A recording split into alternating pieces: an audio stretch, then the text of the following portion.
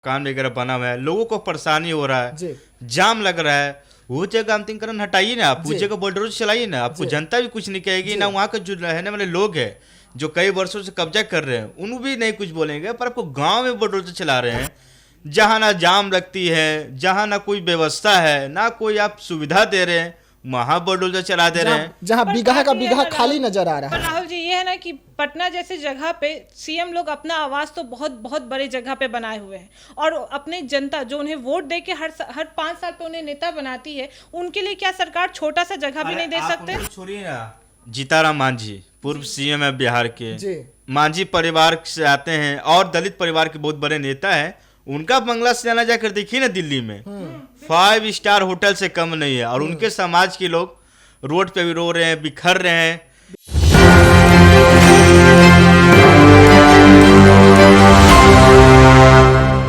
नालंदा में पासवान समाज पर बुलडोजर चलने के बाद अब बिहार में बारी थी माझी समाज की। वही माझी समाज जिसके सबसे बड़े नेता बिहार के पूर्व सीएम जीतन राम मांझी और केंद्रीय मंत्री जीतन राम मांझी कहलाते हैं। जीतन राम मांझी माझी समाज पर राजनीति करते हैं, खूब करते हैं। केंद्र में मंत्री बन गए, बिहार में अपने बेटे को मंत्री बना दिए, बहू तक को विधायक बना दिए, दामाद को विधायक बना दिए। और जब उनके समाज के घरों पर बुलडोजर दौड़ रहा है तो मांझी साहब जो हैं वो लापता हो गए हैं। कहां है, क्या कर रहे हैं, ये किसी को पता नहीं है। माझी समाज जो है इस वक्त रो रहा है, बिलक रहा है, सड़कों पर तड़प रहा है, लेकिन दलितों का नेता और मसीहा गायब नजर आ रहे हैं। जी हां, इसी मुद्दे पर आज हम चर्चा करेंगे और जानने की कोशिश करेंगे कि बिहार में जो बुलडोजर वाली एक्शन हो रही है, वो बुलडोजर के पहले जद में पासवान समाज आते हैं, माझी आते हैं और गरीब आते हैं, अमीर क्यों नहीं आता है, अमीरों का घर क्यों नहीं आता है। क्या बुलडोजर की हिम्मत जो है अमीरों के घर के सामने जाकर दम तोड़ देती है, और नीतीश बाबू की सुशासन वाली सरकार जो है वो अमीरों के चौखट पर नहीं पहुंच पाती है। तो चलिए चर्चा करते हैं, और इस चर्चा पर हमारे साथ में 2 सहयोगी है, तो सीधा हम अपने सहयोगियों से जुड़ते हैं। इस वक्त जो बिहार की स्थिति है, जो बुलडोजर दौड़ रही है, पासवान समाज के बाद माझी समाज की बारी आती है। ये जो घटनाएं घट रहे हैं, इन घटनाओं को आप कैसे देख रहे हैं? देखिए, पहला बात तो यह है कि पूरे बिहार में जिस फुल बहुमत से फिर से एनडीए की सरकार बनी है, इसमें पांचों पार्टी की जो भागीदारी है, बराबर की हिस्सेदारी देखी जा रही है। चाहे कुशवाहा समाज के हो गए, चाहे चिराग पासवान हो गए, चाहे मांझी हो गए, चाहे नीतीश कुमार हो गए या बीजेपी हो गए। पर सबसे बड़ा सवाल ये है कि जिस तरीके से सम्राट चौधरी गृह मंत्रालय मिला है, तब से बिहार में हलचल मचा दिए हैं, और सबसे बड़ा मुद्दा मांझी परिवार पे टूट पड़ा है, और चिराग पासवान के जो है पासवान भाई लोग उन पे टूट पड़ा है। बुलडोजर सीधे यानी कहा जाए कि एक टिनका टिनका करते करते लोगों का उम्र बीत जाता है, तब एक कहीं जाकर मकान का एक ईंटा जुटता है, और सबसे ज्यादा वो कह देते अति पिछड़ा जाति को हो गया, मांझी परिवार को उसमें बिल्कुल। और पर यहाँ है कि बुलडोजर चल जा रहा है डायरेक्ट। पर हमारा ये कहना है कि कहाँ है मांझी जी, जो केंद्र मंत्री हैं, पूर्व सीएम है बिहार के, फिर बहू बन गए विधायक, समधी बन गए, बेटा मंत्री बन गए फिर से बिहार में, फिर उनके दामाद विधायक बन गए। आखिर कहाँ है पांचों? क्या बिहार के मांझी परिवार से दूर हो चुके हैं मांझी जी? कहते थे कि हमारा जो मांझी परिवार है उनके लिए हम जान भी दे देंगे अगर हम एक वक्त आएगा। तो वक्त आ गया, आप आइए बिहार में, कहाँ आपकी है नजर, कहाँ है? क्या आप लापता हो गए? क्या सच में आप चाहते हैं कि बिहार में गरीब को दबाया जाए? और आपकी सत्ता है भाई, सत्ता में रहते हैं। पहले बोलते थे कि लालू जी के राज्य में लूटपाट होता था, ये होता था, दलित समाज को मार दिया जाता था, पर कुछ बोला नहीं जाता था। आप तो सत्ता में आ गए, आपकी पार्टी है, और आपके समाज के ही गृह मंत्रालय दिया गया सम्राट चौधरी को। नीतीश कुमार के पास भी नहीं है कि आप उस पर सवाल खड़ा कर सकते हैं, उनसे मुंह फुला सकते हैं। तो ये सबसे बड़ी मुद्दा ये है कि आखिर क्या 15 साल में अंतिमकरण नहीं हटाया जा रहा था, 15 साल से कब्जा नहीं था, आखिर 2025 में ऐसा क्या दिखा सम्राट चौधरी को कि पूरा पासवान समाज और माझी समाज को खत्म करना चाहते हैं? बताइए, कड़ाके की ठंड है, दिसंबर का महीना आने वाला है कुछ दिनों में, और इस तरीके से उनका परिवार पे जो घर हटाया जा रहा है, तोड़ा जा रहा है। अरे आप पहले कहीं उनको शिफ्ट कर देते, बना कर दे देते, झोंकी झोपड़ा दे देते रहने के लिए।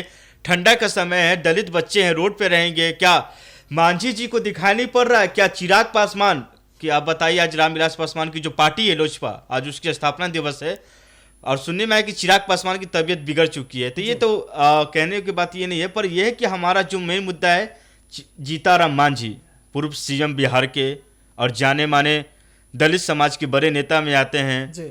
पर सबसे बड़ा सवाल, क्या मांझी परिवार से दूर होना चाहते हैं? यानी ये है कि जब हमको वोट मिल गया पूरे अच्छे तरीके से, भाई जब खटाखट वोट डाल रहे थे तो उस समय बहुत अच्छा लग रहा था। और मांझी जी कहते थे भी जाके, अरे कि हमारा तो मांझी परिवार पूरा ही है। गया जिला में जब पिछले बार लोकसभा चुनाव जीते थे तो पूरे गया में जाकर कहे थे कि मांझी परिवार को अगर कुछ होगा तो उसके सामने पहले सबसे पहले जब खड़ा होगा कोई दलित नेता तो हम होंगे मांझी, यानी जीताराम मांझी। पर आज तो नालंदा में बुलडोजर चल गया, कई को घर बेदखल कर दिया गया। बताइए, कई परिजन रोकर, कई लोग तो बेहोश हो गए, कई जो महिलाएं हैं वो बिखर रही हैं, करी कि हम कहाँ जाएंगे, हमारे बेटा का क्या होगा। और सबसे बड़ा दिक्कत अब बिहार में शुरू से होता आ रहा है, शिक्षा व्यवस्था को लेकर, स्वास्थ्य को लेकर हो गया। अरे कड़ाके की ठंड बिहार में पड़ रही है, पर आपका आखिर सही में जो नेता है कहते थे कि हम दलित के साथ खड़े हैं। देखने वाली शर्म बात यह है बिहार में कि आखिर वोट लेने के लिए सबसे पहले नेताजी आ जाते हैं, कहते हैं कि हमको वोट दीजिए, हम आपकी जाति से आएंगे, आपको जाति को आगे लेकर जाएंगे। कि क्या यही देखे जाति को आगे लेकर जा रहे हैं?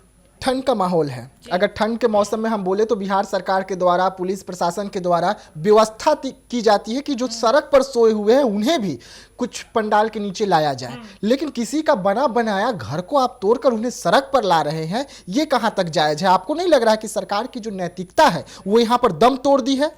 देखिए, सबसे पहली बात तो जब आप गृह मंत्री को ही गुंडे गृह मंत्री जब बने हैं तो बिहार में ऐसे चीजें होती रहेंगी। ये चुनाव से पहले भी लोगों को पता था कि अगर एनडीए की सरकार आती है और भारी बहुमत बीजेपी को मिलती है तो बिहार में ये सब होना नॉर्मल बात है, क्योंकि लोग सिर्फ सम्राट चौधरी को एक नेता के रूप में नहीं मानते हैं। उनका जो बैकग्राउंड है वो सबको पता है, बहुत अच्छे से पता है। और ये बुलडोजर जो वो चला रहे हैं, ये वो किस लिए, पता नहीं इसमें कितना सच्चाई है क्या झूठ है कि वो किस लिए बुलडोजर एक्ट कर रहे हैं बिहार में। क्योंकि यहाँ पे इतने छोटे से जगह पे सब लोग अगर रोड पे रहते हैं तो वो उनका घर होता है, वो उनके रहने के, वो तो बड़ी मुश्किल से वो एक टेंट लगा करके वहाँ पे रहते हैं। कोई अपना सामान बेचता है, वो डेली का पैसा कमाते हैं। इतना जगह ही नहीं है यहाँ पे कि आप किसी को अलग अलग जगह बांट के दीजिएगा। और उसमें एक तो आप पटना में मेट्रो बना रहे हैं, उसके लिए भी आपको जगह नहीं है, उसमें कितने लोगों को परेशानी हुआ वो भी सबने झेल लिया।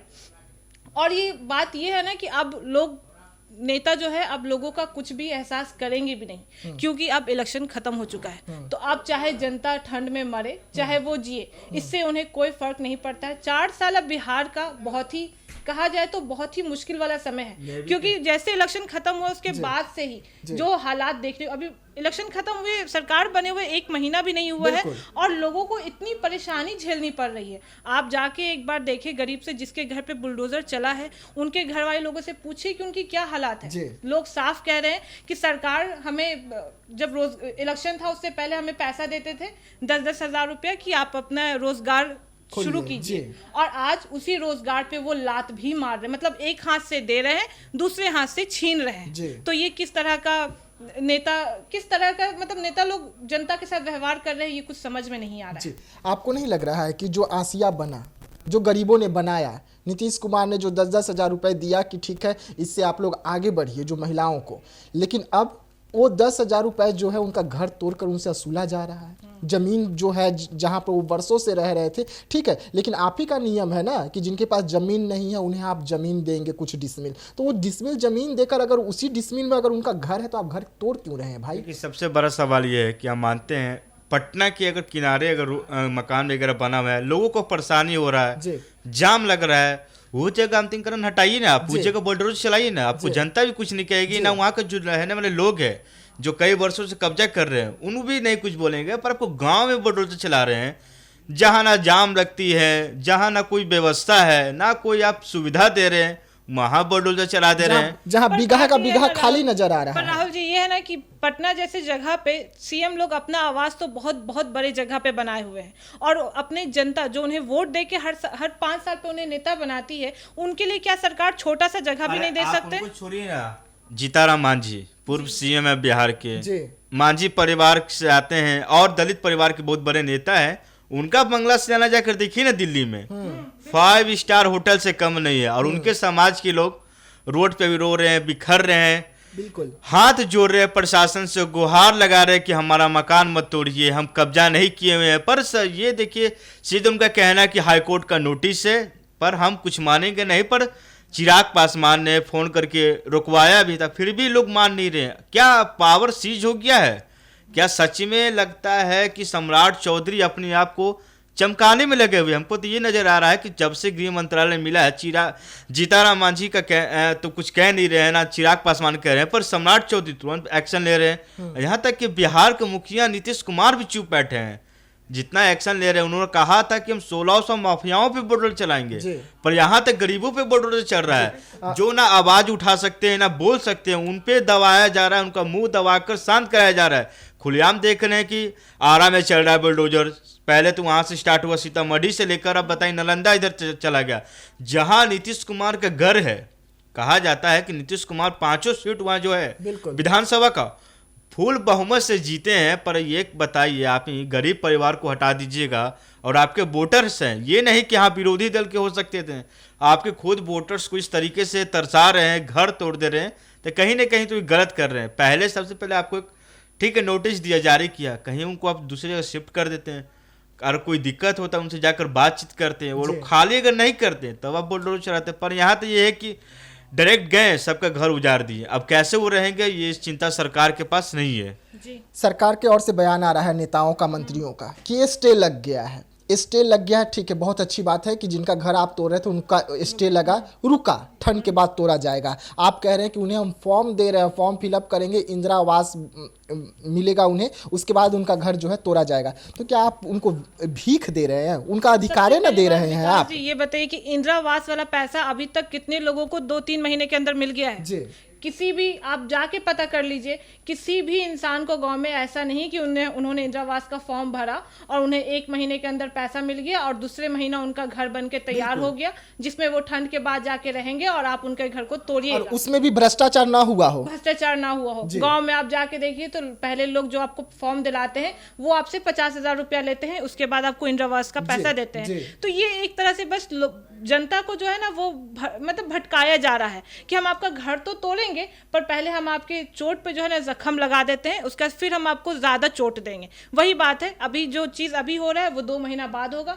ठंडा के लिए अगर उन्होंने रहम धरा है तो ऐसा नहीं है कि ठंडी के बाद इंसान का जिंदगी नहीं होता है। लोगों को गर्मी में भी परेशानी होती है, ठंडी में भी परेशानी होती है, बरसात में भी परेशानी होती है। तो ये बुलडोजर एक्ट जब फिर से भी चालू होगा तब भी लोगों को परेशानी होगा। इसके लिए सरकार को कोई और रास्ता निकालना चाहिए। सबसे बड़ी बात यह है कि देखिए, अब तो बिहार में चुनाव खत्म है, लोकसभा चुनाव खत्म हो गया, विधानसभा चुनाव खत्म हो गया, अब कोई नेताओं को कोई मतलब नहीं है वोटर से। अब तो 5 साल उनकी आजादी है, अब वो कुछ भी करे जनता देख सकती है, कुछ कर तो सकती नहीं है, क्योंकि बिहार में फुल बहुमत है भाई। और नीतीश जी की सरकार है, सुशासन बाबू की सरकार है, वो भी मंत्रालय लेके चले गए सम्राट चौधरी। अब तो वो फुल एक्शन में है कि हम तो कुछ सुनेंगे नहीं, आप कोई कुछ मंत्री रहिए या कितना बड़ा कुछ रहिए। पर मेरा ये कहना है कि ठीक है आप घर तोड़ दीजिए और उनको कहीं दे दीजिए पहले। आप बेचारे दलित परिवार एक तो पहले ही से मरे हुए हैं, ऊपर से आप बुलडोजर चला के और उनको मार दिए। पर मेरा ये कहना है कि जीताराम मांझी जी आप कहाँ हैं?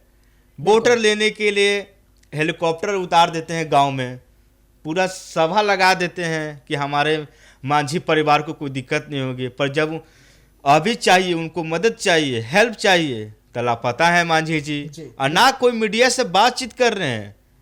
ये बड़ा सवाल बनता है।